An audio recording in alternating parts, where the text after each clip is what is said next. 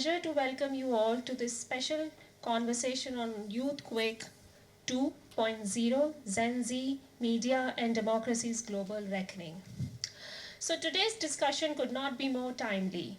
The questions facing journalism are not just issues for reporters or news organizations, they affect every one of us. Whether we are young people growing up in a digital world, working professionals navigating an endless stream of information, or older generations adapting to rapidly changing media landscapes, the way news is produced and consumed shape how we understand the world around us. So we are incredibly fortunate to have with us two distinguished journalists, Bachi Karkaria and Yasmin Alibhai Brown, to discuss this and take it forward. Now I welcome Nabanita Sarkar, who is the president of IJA, to welcome our guest and start this panel discussion. Thank you. Alibhai Brown is a British author and broadcaster, and she has and become a prominent commentator on immigration, race, diversity, multiculturalism. She was among the first people of color to hold a regular newspaper column in this country and has written for The Independent, The Guardian, The Evening Standard, and several other publications. She's also a fellow of the Royal Society of Literature. This is the absent. Please come.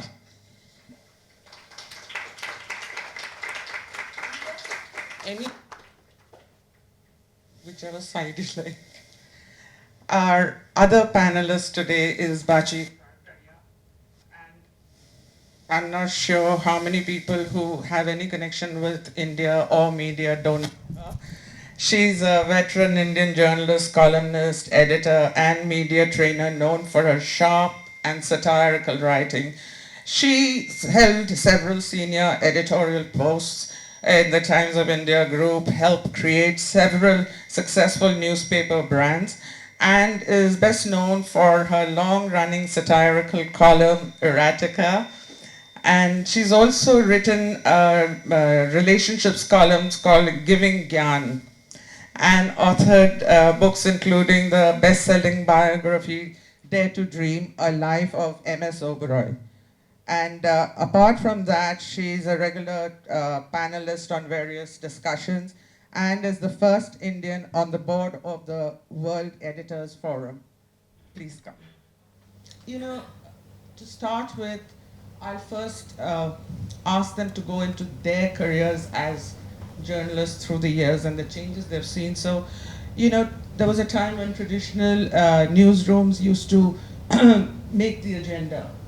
And both of you have, I think, about 5 decades in journalism. So I'd like you to speak about your journey, the changes you've seen, and where we stand today. So I'll request you to start.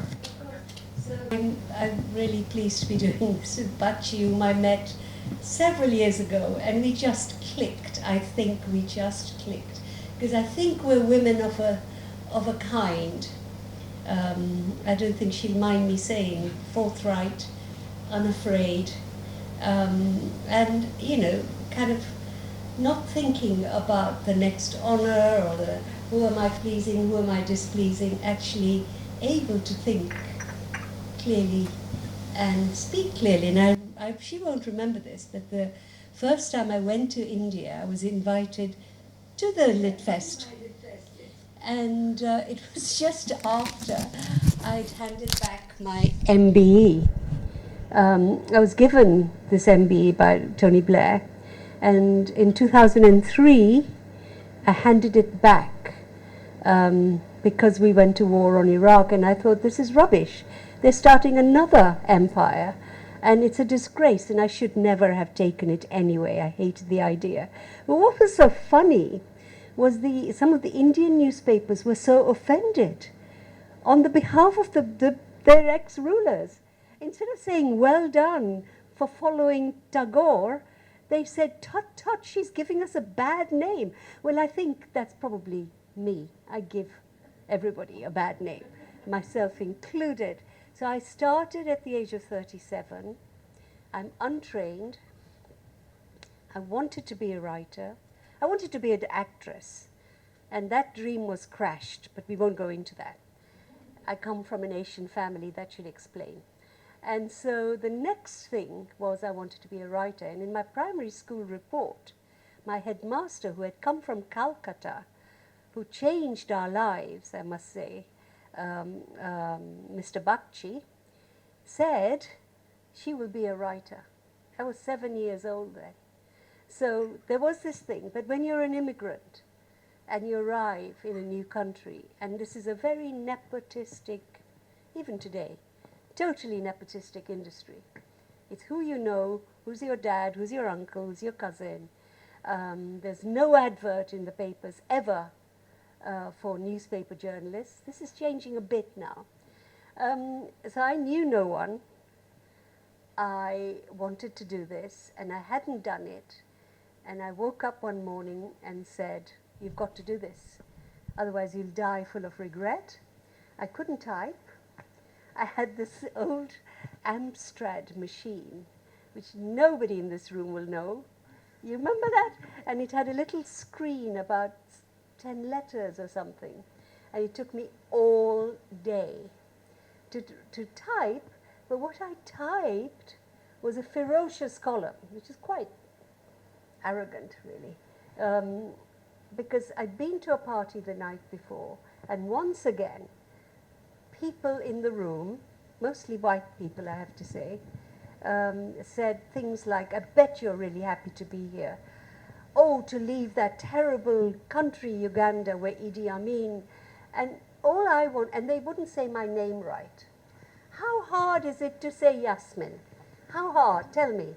It was Jasmine, it was everything but Yasmin. To the extent that I now call myself Yasmin. I hate it, but that's the echo back. So I wrote this ferocious column saying, do you know nothing? Could you not just pronounce my name properly? But also, I wouldn't be here if you and your government and the United States and Israel hadn't put Idi Amin into power. In the Cold War, you thought he would be your boy, a dumb soldier, and he killed 300,000 of his own people. And then you think, you're telling me I'm really happy to be here and I should be grateful. I mean, come on. Anyway, I wrote this ferocious column. It took a whole day. And I knew one journalist in the business because I used to work with young mothers who had fallen out of education because they got pregnant too young. So they were of all backgrounds, but they had not had a basic education. It was in an adult education institute. And I knew one journalist who used to come in, his name was Aidan White, who used to come in and talk about what journalism was. They knew nothing. And so I showed him this thing. And he said, well, I think it's quite good. Let's send it to The Guardian. And they published it. Wow. And in 6 months, I had a job on a magazine. So luck played a lot of part in it, but also I realized that the thing that makes a good writer is passion, and that's what you've got. You've got to feel things passionately. You've got to believe what you're saying. I've never been just a news reporter. That's a different set of skills altogether. And I don't think I'd be very good at that at all, because that objectivity would be hard for somebody as opinionated as I am. But honestly, it was an extraordinary beginning. But one thing I learned then, that the thing most immigrants fear is the thing we should be exploiting. By that I mean we are always afraid of causing offense, of drawing attention, of not being the good immigrant, of upsetting the authorities, of being guests. As my mother always used to say, remember your guests in their house. I'm not a guest. I'm not a guest. I'm paying my taxes. This is my country. No, we're guests. No. And it is having that, and I think the younger generations, I so admire them, because they have it. They're no longer bowing their heads. They're no longer saying, thank you, Baba, you're being so kind. They're no longer, they feel, no, some feel entitled, rightly so, but others feel in their bones that they've got something to offer, which is strong and good. And my generation never had that. And I don't blame my generation for that, because the experience of immigration has been really hard. It has been, we don't talk about it enough because we want to say, oh, look at us, we became billionaires. Oh, look, we moved to the UK, and look, we have 17 houses and 44 businesses. And haven't we done well? But actually, the struggles, the first weeks, the first months, the first years, your children facing racism, people saying things to you on the street, they still do it. Last week, I'm quite well known because I do a lot of television. I'm in High Street, Kensington, about to get on a bus. And we were waiting there for about 20 minutes. The bus hadn't come. And there were 5 of us in the queue. And this woman comes in, shoves us aside and stands in front. So I said to her, there's a queue here. I was first in the queue. I said, no, you weren't. You've just pushed us all out. So she looks at me and she says, in this country we queue. What? High Street, Kensington, outside Marks and Spencer's. Anyway, so the fact that so many people, particularly in the professions and in the business sector and everywhere, have kind of step by step not just got there, but changed what they've got. When migration happens, whoever it is, you change, absolutely. The country you leave changes, and the country you get into changes, and they will never be the same again. And that's the great drama of migration. And I get very upset when people say to me, and I always say I'm an immigrant, and I'm really proud that I'm an immigrant.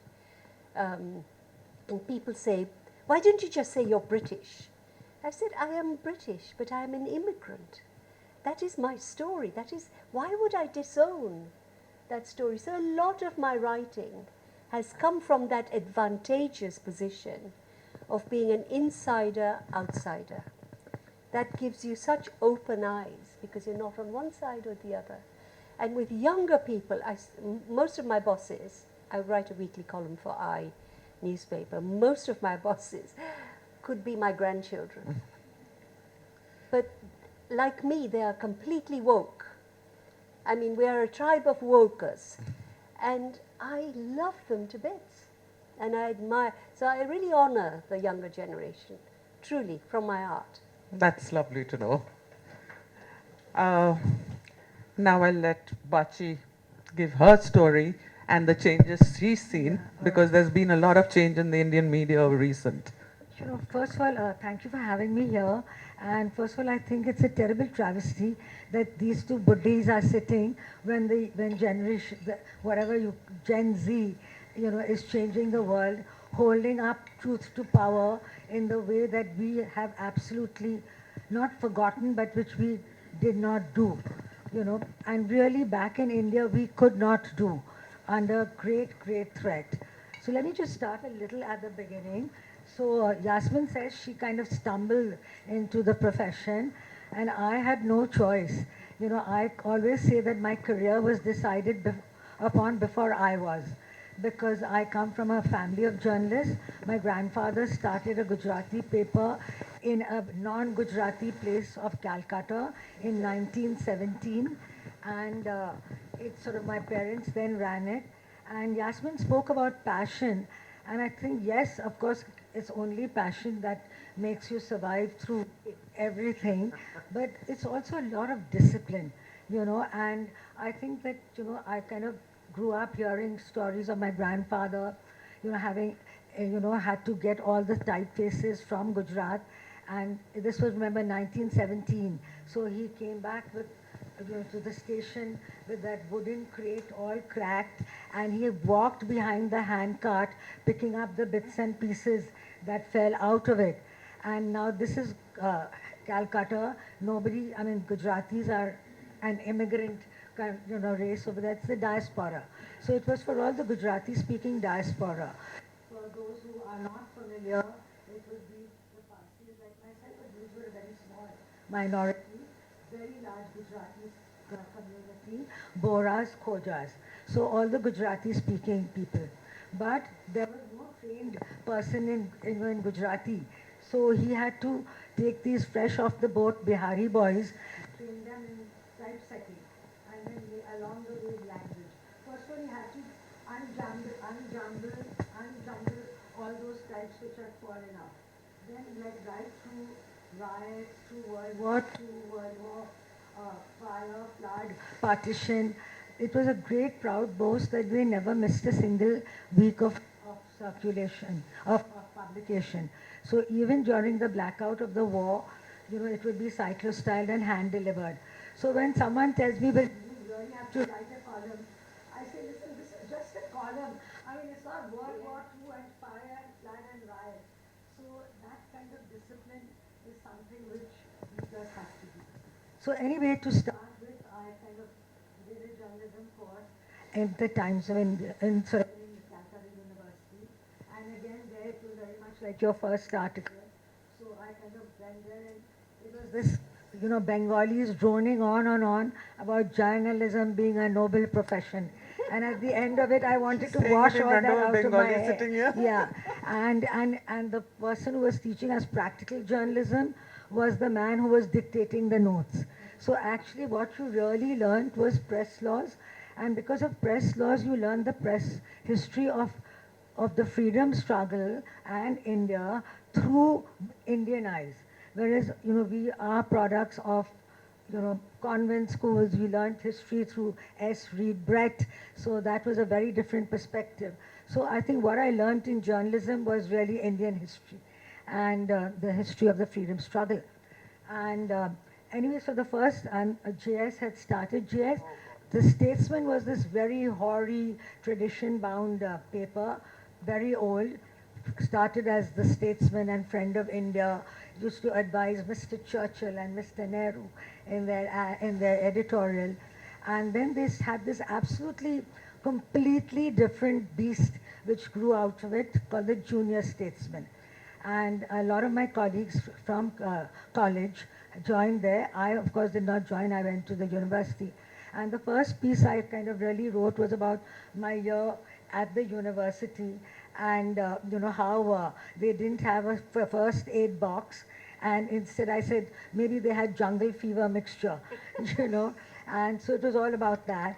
Then I joined the Times of India training scheme. And I cannot tell you, actually really I cannot tell you how lucky I have been of really being in the right place at the right time at every stage of my career. Starting with being born into the family that I was, joining the Illustrated Weekly, which had been, again, a very old and wonderful magazine, but had kind of really fallen to seed. That had an editor, Mr. A.S. Raman. The cover stories used to always be about Mr. A.S. Raman bowing to some godman, whoever was his latest godman. And in fact, when I later joined the Statesman, I was kind of told that, who hadn't really known what Khushwant Singh did with the Illustrated Weekly. He said, he told this friend who had actually read my articles and said, oh, I didn't know you went to the dentist that often, because the weekly had deteriorated to the point where it was only dog-eared copies along with Soviet land distributed free to the dentist. So anyway, I joined that Illustrated Weekly, and I must tell you about Khushwant Singh, who all of you must surely know about. This great, authority on Sikhism, great novelist, great writer, and he kind of was really wooed to join the Times, to join the Illustrated Weekly and take over. And there's this, I'm not really saying this story. So Khushwant Singh comes in the first day. He's this very unimpressive gentleman with an untidy beard, kind of all the hair sticking out, untidy turban, sweatshirt, carrying one basta, really shabby suitcase. And he always came very early to work. And we had this really surly peon who was dusting the typewriters. And then he saw this Sardar coming and he kind of mumbled to himself, Sardar invasion has started even before the Sardar editor has come. And so Khushwant Singh asked him, where is the editor's room? And, and Manohar says, in that very Bombay Hindi, abhi tak editor aayala nahi hai. And Khushwant Singh very quietly says, main hi editor hoon. You know, I am the editor. And this really did mark, I say this story because this did mark the kind of journalist he was and the kind of journalist he taught us. Well, I'm happy me, not everybody, but he really taught us, and this was a mantra of his. He didn't express it, but this is really what I learned from him, that take your work seriously, but don't take yourself too seriously. And must tell you the mantra I learned from my father, who went on and on about it, which was make your own sunshine. And I think making your own sunshine really has taken us through some pretty dark days. Well, I don't know, they didn't take us through the last dark days that before the cockroaches rose as one. Yeah, and Oh, I yes, really, that's. and I would really like to say that we've now kind of had AC and BC, after cockroach and before cockroach. And I hope I'm not blaspheming in this. And so anyway, so then that was Khushwant Singh. Then Khushwant Singh left after 10 years. I had also written, he was wonderful. He made all of us young journalists who were still trainees, you know, write cover stories. And this was the time in the old days of well, what were those days? The 70s really, where, you know, you didn't get a byline if you didn't have ivy growing out of you, all right? And here he was giving trainees like us cover stories. So it was a fantastic, really, you know, to be young was very heaven. Oh, bliss it was in that dawn to be alive. Yeah. And then, of course, Khushwant Singh, when he left, and I said, okay, I've done my bit, and I went to Statesman. Now, Statesman was the complete opposite. Statesman was this really, you know, as I said earlier, really die-hard paper. And the terrible thing about it was that the day that I joined, Sanjay Gandhi's plane crashed out of the skies. And of course, it was very sad because, you know, when I came in, then I was being sort of introduced to whoever I had to be introduced to. And the lady who was introducing me said, oh, she's joined on a very auspicious day. And okay, whatever, you know, one's politics were, I don't think anyone falling out of the sky, you know, is auspicious. But of course, the Statesman, along with the Indian Express, had been the two papers who had stood up against Mrs. Gandhi's emergency. So for them, it was special. Anyway, so the second day, the former president, Mr. V.V. Giri, died.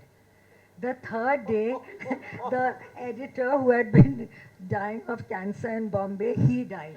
And I said, oh my God, if on the fourth day someone dies, I am not coming back. But there was the news editor, he sort of said, who's this first? I was the first woman journalist to come into that 100 and whatever year paper.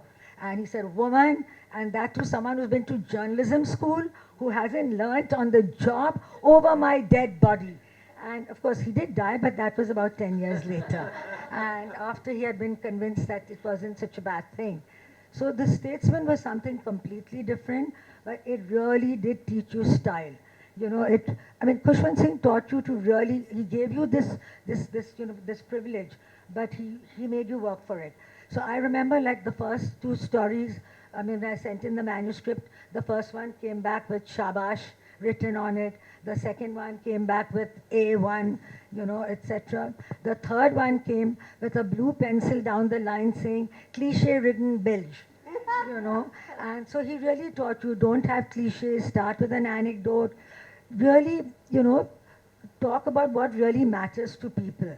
And I think a lot of us are credited with creating the journalism of the 90s, but there wasn't a single thing that Khushwant Singh hadn't instituted in the Illustrated Weekly in the 1970s. You know, and so anyway, so then the Statesman, I kind of joined, etc. I went through them. That's when I began to do a very different kind of story. Again, another another story, which is that, you see, when I joined, the editor had died, remember, of cancer, and there was an acting editor who was very leftist, very Bengali, very die-hard, and he, of course, had also not read what I'd written in the Illustrated Weekly. And there I was this household name, if I may say so. And my other colleague from college who had joined JS but was still there, who was Jag Suraya, who, I mean, everyone kind of in Bombay kind of. In fact, Jag and I have been so much through our career that, you know, we are really Siamese twins who are joined at the lip. And so I told Jag, I said, Jag, why is this man, you know, really being so difficult? And he says, you know, Bachi, you and I represent everything that is anathema to Amalendu. We are elitists, non-Bengali speaking, non-leftists who live south of Park Street. And that was everything that Amalendu didn't want. But so he kind of then told me, okay, you can write on municipal affairs. Now, I was an assistant editor. I didn't have to file a story. I had my weekly training of feature writing. So I began to look at all the city stories.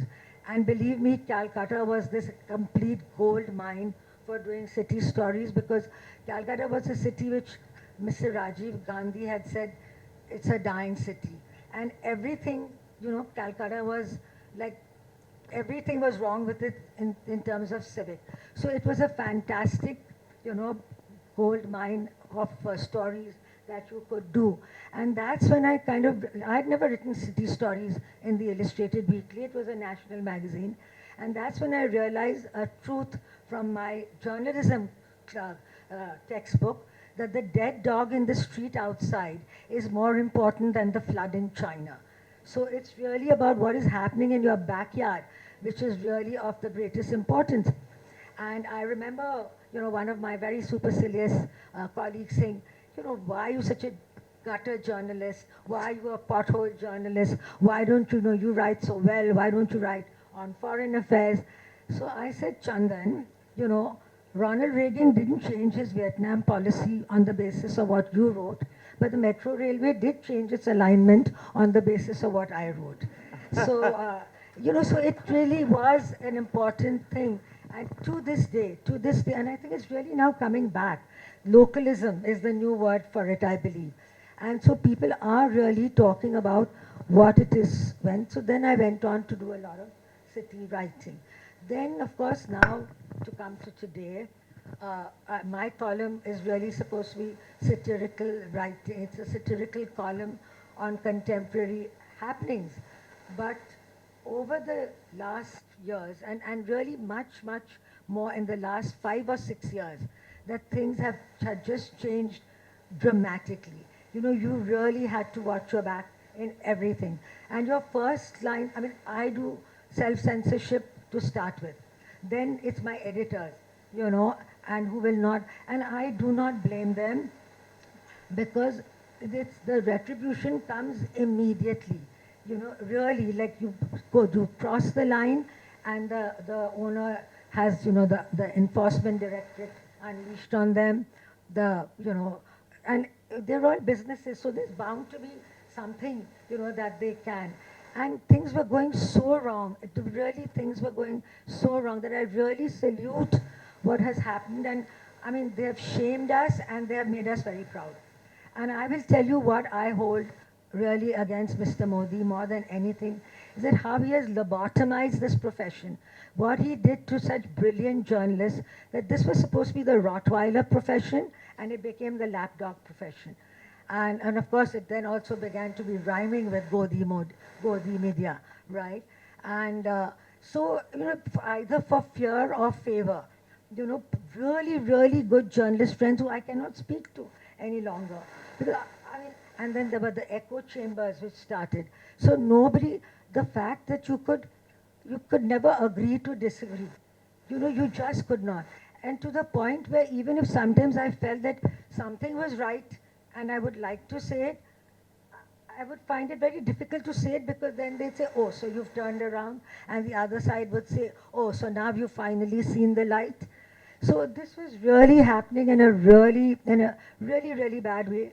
And I mean, I don't know. I mean, I would really hope that the kind of gates that have, the floodgates that have been, opened, that it continues, though I am still cynical because already FIRs are there, the most absurd, uh, you know, uh, uh, charges are being put against the most innocent people. I mean, not that the others were not, or just the bystander. It's really the bystander is also getting lathi charged and gassed and all that.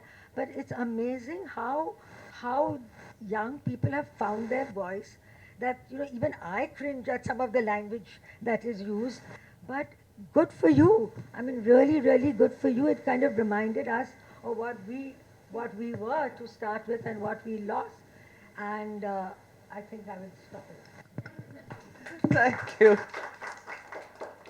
Since you've ended with Gen Z, I want to say that this generation is often described as the most digitally native, yet a generation which is distrustful of legacy media or mainstream media. And from both your vantage points in the UK and in India, what do you see are the deepest reasons for this kind of erosion of trust? And or is it a symptom of something larger in the current democratic cultures? One of the things I dispute in the theory is that whatever you want to call it, mainstream media, the legacy media, whatever, it doesn't speak to the younger generation. I absolutely think that if you have that voice and that bravery, it absolutely gets to them, and we have to. For example, I wrote a column. I think it's one of the best I've done because it's one of the bravest. Because this is an area in this country nobody wants to talk about the defense budget. It's precious. You keep on feeding it like a beast that is never satisfied. Nobody wants to cut the defense budget. They just want to cut welfare. They will cut education. They will cut National Health Service. But don't touch this sacred department. So I did a busting column this week on This Is Rubbish. You know, they had the same kind of tacit understanding about the royal family, that one must never touch them because they're part of our myth. And I just went on and on, writing column after column after column, which young people loved, exposing the thievery of the royal family through the generations. They've been stealing from this nation for the longest time. And I do mean stealing. There's a Channel 4 documentary that was made about 6 months ago about just how much they're ripping off the nation. Okay? And again, this was just recent. Until the Queen died, the Queen who never did any wrong, she did so much wrong. So I've always kind of gone against the grain, and young people love that. So when this defense column came out and I said that it guzzles our money, the wastage is immense, project after project after project, billions are spent and there's no result. They actually spent 345 million to stop a project which had failed. So I did this column and it went viral actually, because it was like criticizing your favorite grandmother, you know. You don't say that. And it kind of liberated people, so young people, since this thing happened. So what I've been doing, my newspaper has been making me do this, which is great. I'm going to do the one on the defense next week. I do little, I'm not very good online at all. I do X because I have to. They make me do a little video, 3-minute, 4-minute video. Short reels. Yes, and then they kind of contextualizes really well the young people that I love. And it's gone viral. Millions are now because, and the young generation who often write and say, how can I become a journalist? And I'm part of the Women in Journalism organization, and I mentor a lot of young journalists. And the one thing that I've realized is that in an odd way, the children of the 60s and early 70s were inherently rebellious, whereas the generations who came later became inherently good. To be successful, you had to not rock the boat, concentrate really hard on what you... And so teaching them to be rebellious is one of the best things, best experiences of life. Because, you know, you say, you don't have to think like this or write like this. Do you believe it? And the other thing that they'd never thought, so these young people who've been talking to me in the last few days saying, how do you know all this about defense? I said, I don't. Once I decide that this is wrong, then you do the research and you talk to people. Aren't you scared? And I said, well, this is the difference between you and me. You're young, you have to be scared because your next job will depend on who likes you or who dislikes you or sees you as trouble or not trouble. I'm so old, right, that I don't care. But actually, if you really want to make your mark, you will have to go there. Find a way of going there and kicking up, but in a good way. And some of the best young journalists I know have done that. They have kind of stepped into these spaces, and I think not just in journalism, in politics, you know, when with Palestine, we have your equivalence to what's been happening in Delhi. The oppression of those of us who support Palestinian, the Palestinian people has been a nightmare. I've been blocked by the BBC. I no longer am invited to the BBC. Sometimes when I'm invited, they withdraw the invitation because I keep writing about Palestine. The Sky News used to have me on all the time. They've dropped me because of my position on Palestine. I don't care. I don't care, because there are others who want to hear this voice. And young people, we live in a country where yesterday, a totally peaceful demonstration of barely 60 people outside a magistrate court in Marylebone. I was telling my husband this. I was coming back from a TV studio, and we went through Regent's Park. And I counted 60 police vans in Regent's Park. And I didn't know what they were doing there. I said, what's happening? Is there a riot? You know, 60 vans. Then we went down Baker Street, and there were about 10 more. And then today I realized why they were there. Because these hideous pictures of police officers arresting peaceful demonstrators who are supporting a group which has been criminalized by the so-called left-wing party of this country. Remember that. Never forgive it. So, young people are really, really angry about Palestine. And this is where their politics is beginning to show, their courage is beginning to show. So, you know, you can't hold a population down and keep it obedient forever. You've seen it in India. We've seen it in America now, yeah? The resistance to Trump is coming from the young at university. So I never give up on the rebellious human spirit. That's brilliant.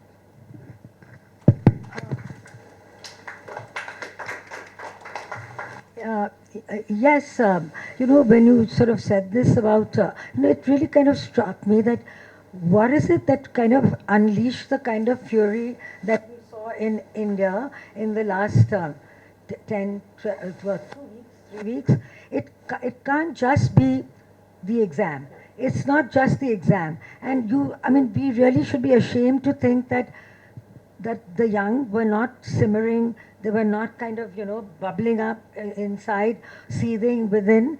And it's sort of, this was just where the one safety valve blew, you know, and the whole pressure cooker burst. But I think where it must surely, and they are sitting here, let them correct me, is that what really bothered me was that in India, every time somebody who maybe was not quite going to toe the line, was invited to speak at a university. That lecture was cancelled.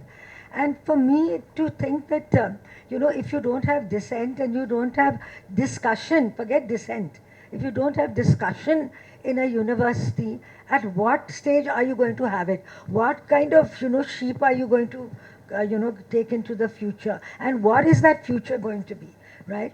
But okay, but I will come back to your question, Nabanita, and that is that I will tell you that, we in mainstream media, to start with, were really dismissive about social media. We really thought about it as a loose cannon, power without responsibility, really the privilege of the harlot through the ages. And but what changed me in my mind was really that in the last election, there was this guy in Germany, I think Dhruv, who was sending out these absolutely fantastic videos and getting millions of followers. I mean, I think print is dead. You never get even 10, kind of responses as you get to, which makes me think that do the young people not know how to read? Anyway, so he started, and then, so that's where the whole, unleashing began. And then there were all kinds of memes and all kinds of jokes, and they were completely not being controlled by anybody because it was out there and nobody quite knew, where to shoot. And it was a moving target. And that's what really made a lot of difference in the last election. Because in the last election, Mr. Modi was really, shouting from the rooftops, "Is par 400 par, we will cross 400 seats." And they did not, even get that the majority that they wanted. For the first time, they had to form a government with a coalition. And I think that's when all this nonsense started about, okay, we can't control that, let's control the voter list. So the last election was, you've made millions electorally homeless, if you like. And we were discussing this earlier. It wasn't just the Muslims. It wasn't just the people who they thought, were not going to vote for them. It was called logical discrepancy. But it was the most illogical discrepancies that they were pointing out. So the whole electoral process, was really being stolen. So, but as a result, I mean, so that kind of fear, I mean, this government has been so powerful that they are not going to let go in a hurry. And they're going to use every rule not in the book and certainly every rule outside the book, to stay in power. By hook or by crook or by worse, AK-47 if you like. And and then even this time, it's like, it's what social media has been doing. Look at the kind of jokes, look at the kind of, and what has been so fantastic about this whole protest is that it is political without being political. I mean, I don't know what new word we'll find because apolitical doesn't seem to serve the purpose. It's extra political, if you like. And, they've kind of been funny, they've been courageous, they've been, but they've stuck to their guns. I mean, look at the images that have come out of it. That girl, Riya Yadav, holding up a police van, like, who was it, King Canute, who held back the tide, right? It was almost like that. Then there was this other, not just students, a 35-year-old ordinary man of an ice shop, Irfan. Who used to sell who kind of stood there and he came to the, and he lives in a tenement. Slum. Yeah. And he came and he stood there and he gave a lecture on democracy, which would like shame all the edit writers ever, and spoke from the heart, spoke so passionately. So, these are going to be the images which are going to live forever. They are the face of the revolution. And so it's really the fact that social media is doing what we have been unable to do. You spoke about television, BBC. I stopped going on all the television channels because starting with my old colleague Arnab Goswami, who his famous thing was, the nation wants to know. And in fact, every stand-up comic had a line about Arnab, and the minute she mentioned Arnab, the audience would start laughing. And of course, Arnab was over then taken over by the Ambani wedding, the never-ending Ambani wedding. So, I mean, that became the grist to the mill. And now I don't know what comics, well, I do know what comics are saying. And, you know, they've also got highly emboldened. There was a point when a comic was arrested for what they thought he was going to say. You know, and it's not just this movement. Okay, you know, y'all have kind of taken it forward. But look at the movements we've had. We had Rohit, you know, who committed suicide. Omar Khaled, who is still languishing in jail for having, you know, led so many protests. No trial as yet. And yeah, no trial and no bail, no bail. And so it's like it's been on, and but this is the first time that that it's come so far. And please, God help you that it stays far and continues. But you know, if similar things are happening here. I mean, similar things are really happening here. And the tragedy is that they happened under the Labour government more in kind of aggressively than before. And every time you raise this, they would say, you don't know what it's like. We've been out of power. Do you want us to go back out of power? And I would say, yes. If this is what being in power is, I don't want you here. Okay? Because they were trying. So the Shabana Mahmood, I have no words as a wordsmith. No words to describe how I feel about her. A Muslim woman, daughter of Pakistani Mirpuri immigrants, has managed to create an immigration system which is so unjust and so cruel that, you know, what I wish upon her may not be shared. And just because she's brown, so I'm often told, but she's one of you, why can't you defend her? Why would I defend you? Because you're brown. Why? Why would I defend an idiot like Zia Yusuf, who is, you know, one of the complete thug in the Reform Party, which hates brown people, black people, or Suella? Why would, you know, these people who betray everything, doesn't matter if, I don't think you should be ethnically loyal to anyone, but you at least try and remember your own history. You will not find many Jewish people who betray their own history of immigration. And here are these guys, right?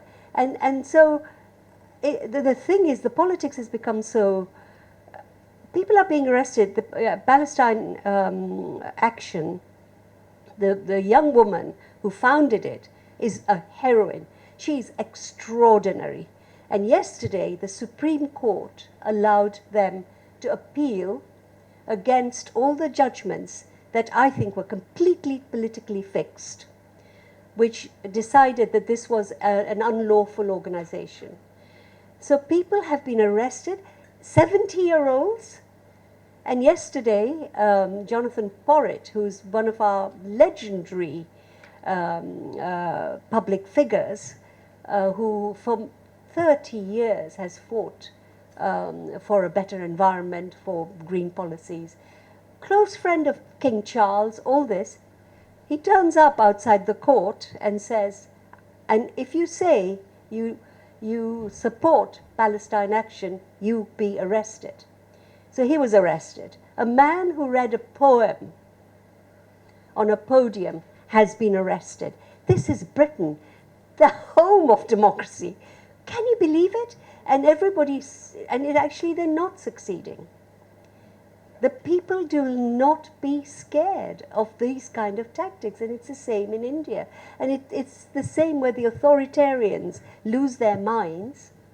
So, I mean, so the right wing, or for want of a better word, the authoritarian regimes all found their power because the whole world was, you know, going. You had it in Israel, you had it in Mr. Trump, of course, here, everywhere, India. So each one was feeding on the other's power. But now I hope that all the protests will start feeding on its own power. And, you know, but I am still very cynical. I mean, I will not put any bets on this government being. The powerful will find a way, I think. Because, you know, it's In India, what had happened was that the government was controlling really the means of production. So they had they controlled media to start with. They controlled the judiciary. I mean, this whole thing started with a judge. Can you imagine a judge saying, and I mean, imagine him saying unemployed. I mean, who left them unemployed? I mean, they are not unemployed. Yeah, exactly. And then he says, we don't have time to look at your videos.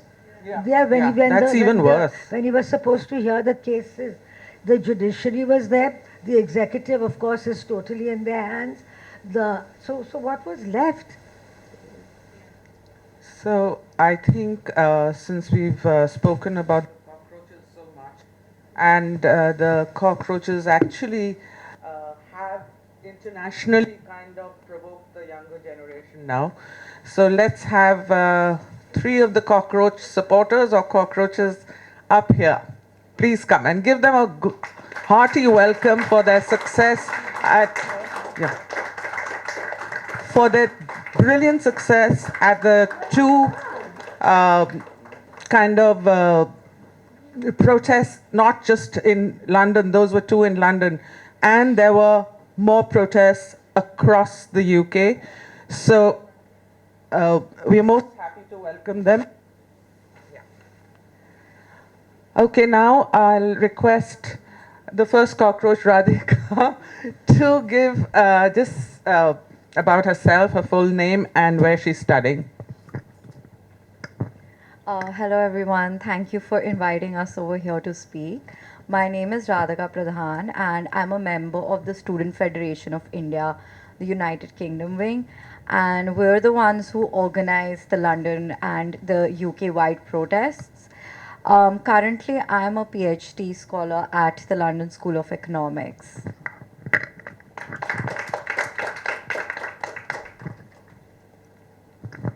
Hello everyone, thank you very much for this opportunity. Firstly, my name is Gayatri and I came down from Leeds. I'm based in Leeds. I graduated in political science from the University of Leeds last year. At the moment I'm working. I'm also part of the Students' Federation of India, United Kingdom. Yeah.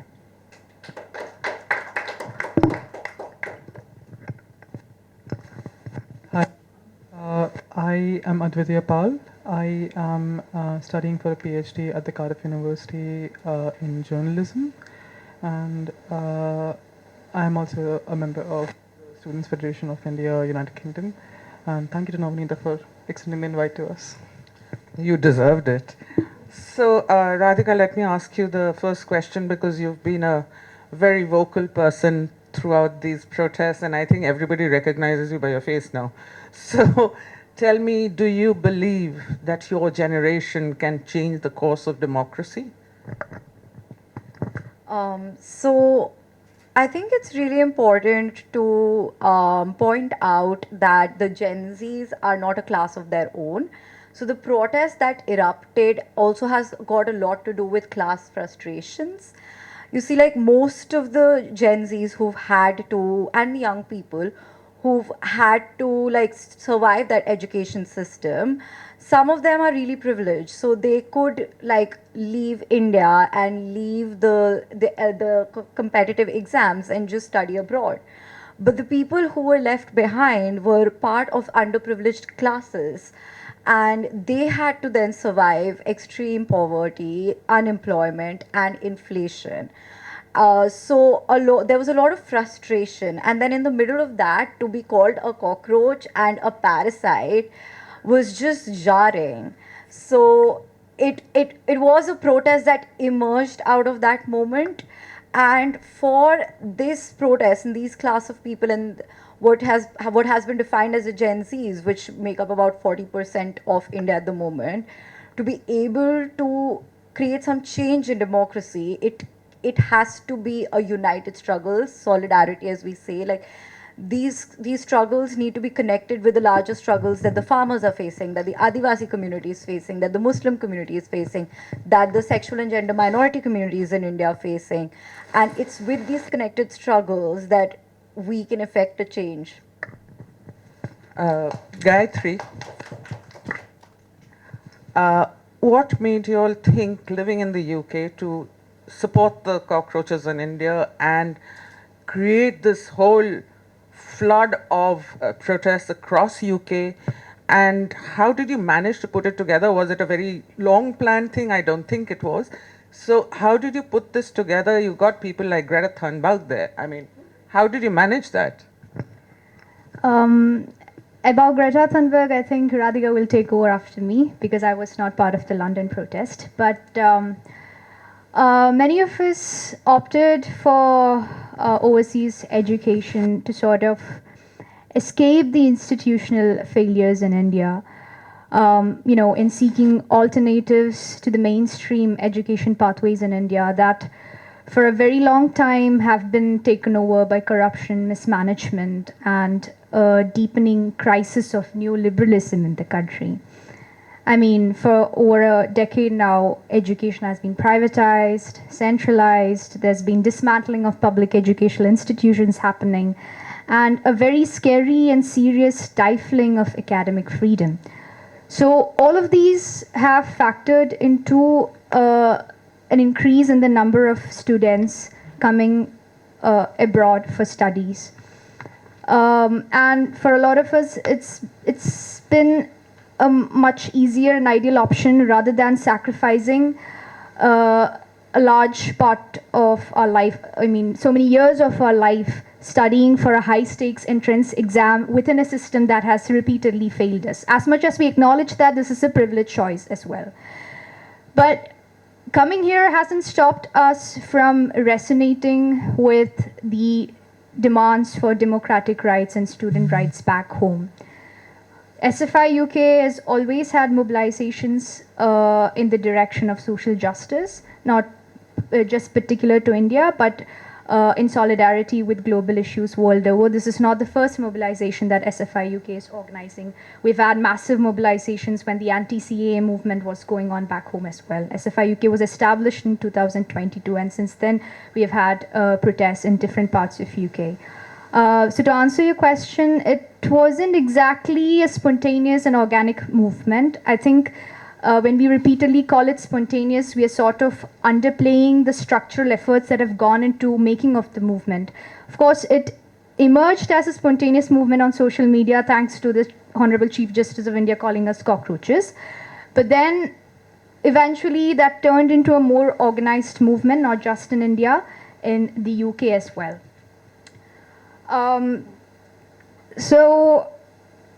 I mean, these are all common demands, and there's a consensus that has developed world over for social justice, especially with the surge of fascism in different parts of the world. And these spaces and platforms that we've been provided with here, we have used that to sort of amplify our demands and to call international attention and attention of international media to our cause, to our protests, which is why we organized mobilizations in different parts of UK like Leeds, Edinburgh, Manchester, Oxford, Nottingham, Liverpool, and of course in London at the Trafalgar Square, where we had over 1,000 people gather, raising slogans, joining with the demand back home, and holding up the Indian flag and singing national anthem.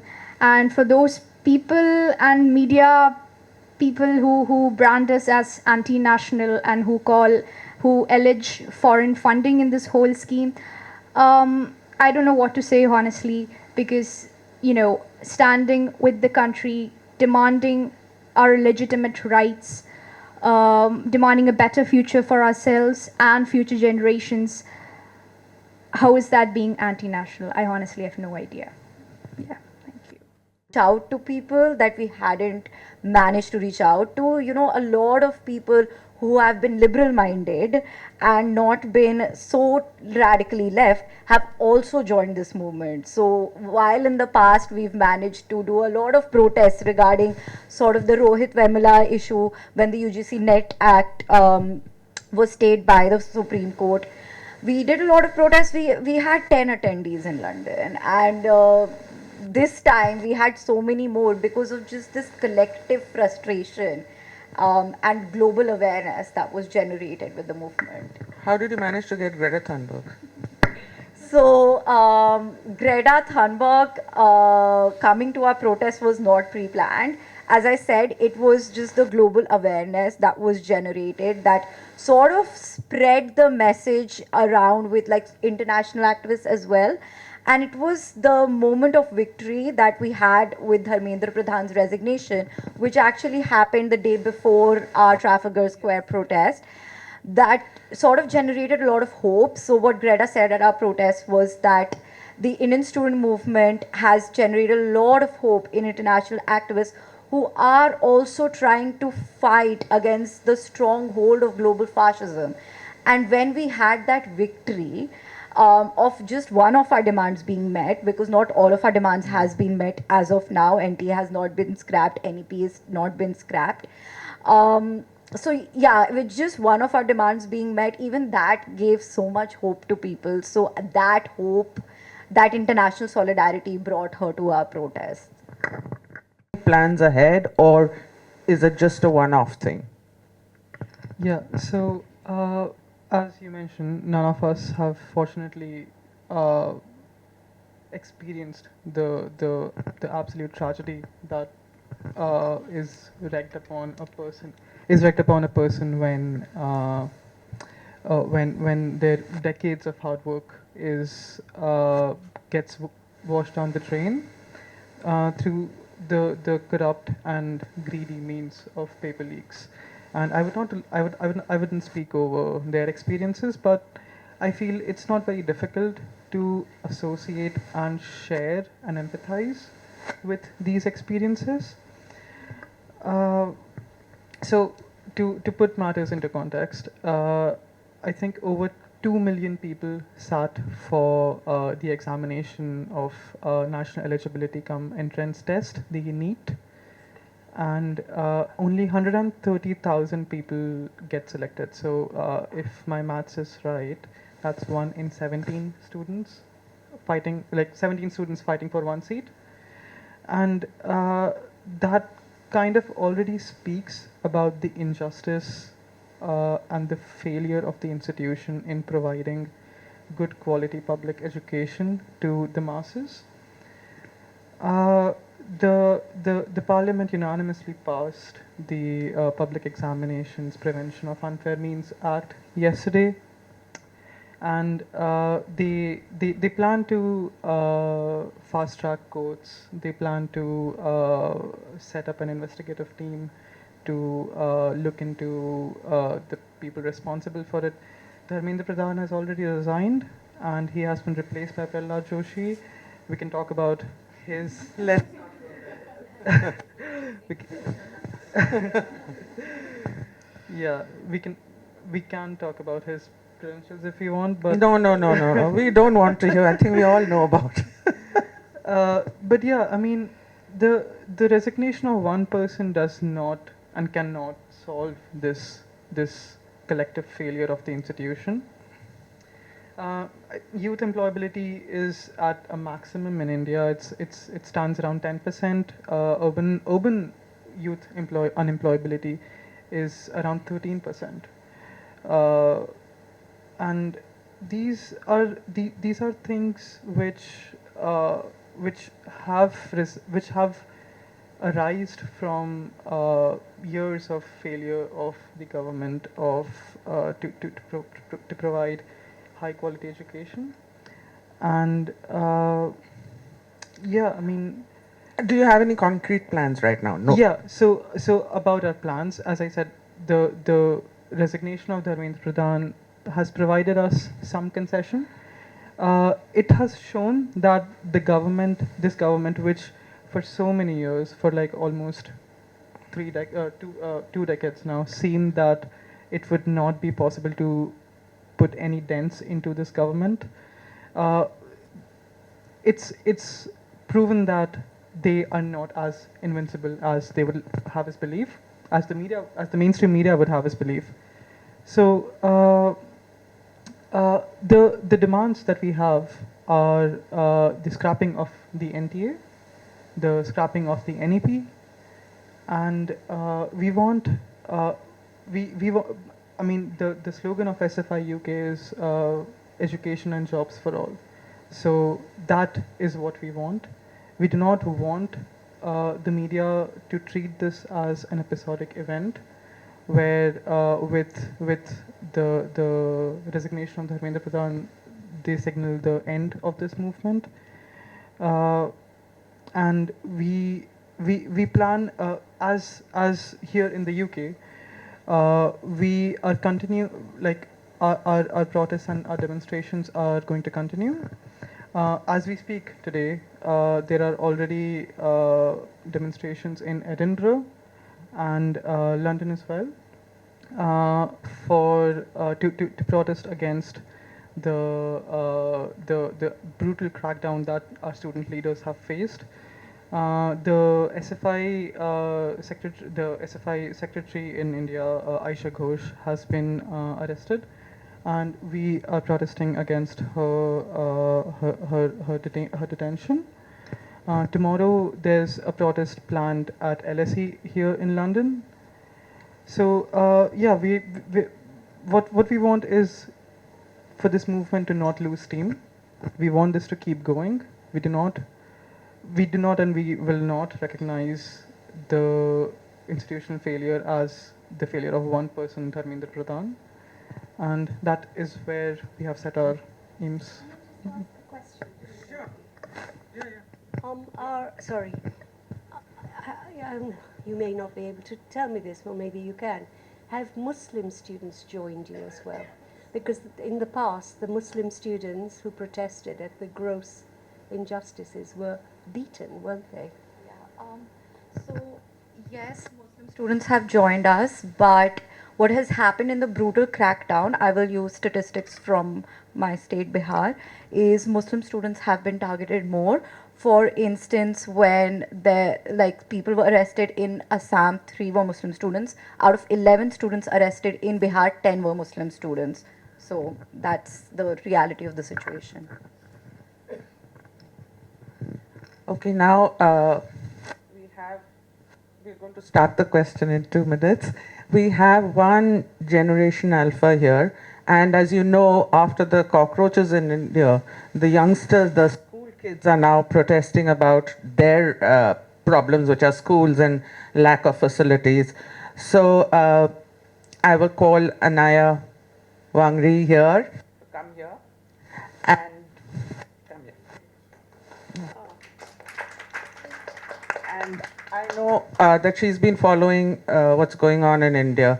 So what do you think about girls your age, around your age, and your generation standing up to such issues that do need standing up?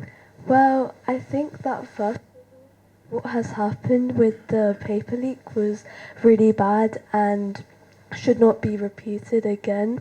But I think that for the younger generation, some really good things that have come out of it is that for like the Gen Zs, they've shown us that if something is wrong, we should stand up for it, and we should believe in what's right, no matter if the person that has done the wrong is has more power than us or something like that. So I think that's a really important lesson.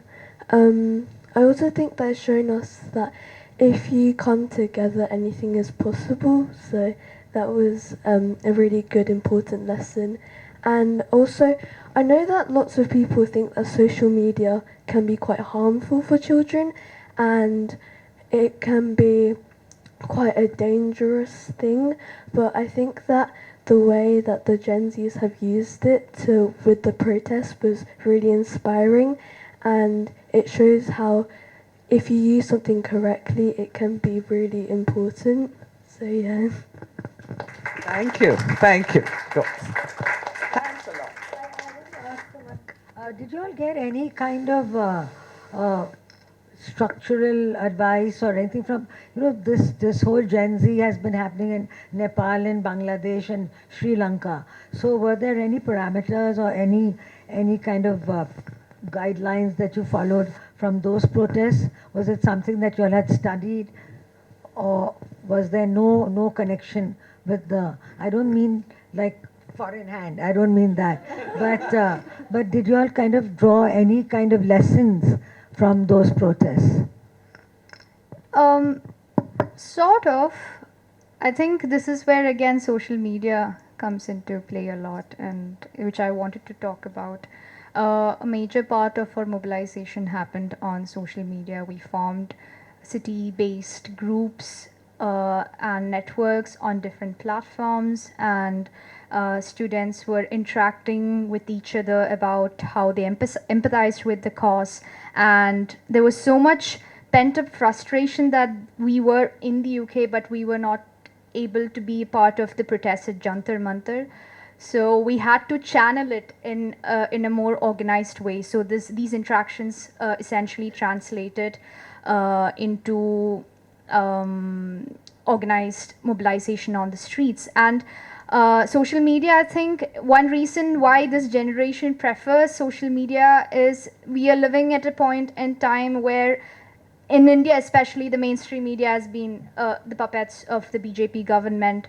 Large conglomerates under Adani and Ambani are owning 75 of the privately owned media channels, and they are all close allies of the Modi government. And this is given to us very obviously, as we discussed, to go the media, which only does pro-BJP propaganda. And there's been, massive censoring of raw footage, real news, and harassment of independent journalists. So we live in a time where the last resort of democracy has been sort of compromised, and Hindu nationalist, ideology has sort of taken over the political debate, which is exactly why we have chosen the alternative, which is social media. Yes, social media has its bad sides, like we mentioned, but it also has its good sides. Not to say that the BJP doesn't have a strong social media wing, but at the moment we feel that it's not exactly under our control, like how we saw the movement develop on social media. There was raw footage coming of brutality happening on the streets from the police, and laced with ironies and dark humor of our own generation. And we also prove that irony can and demands for accountability can go hand in hand.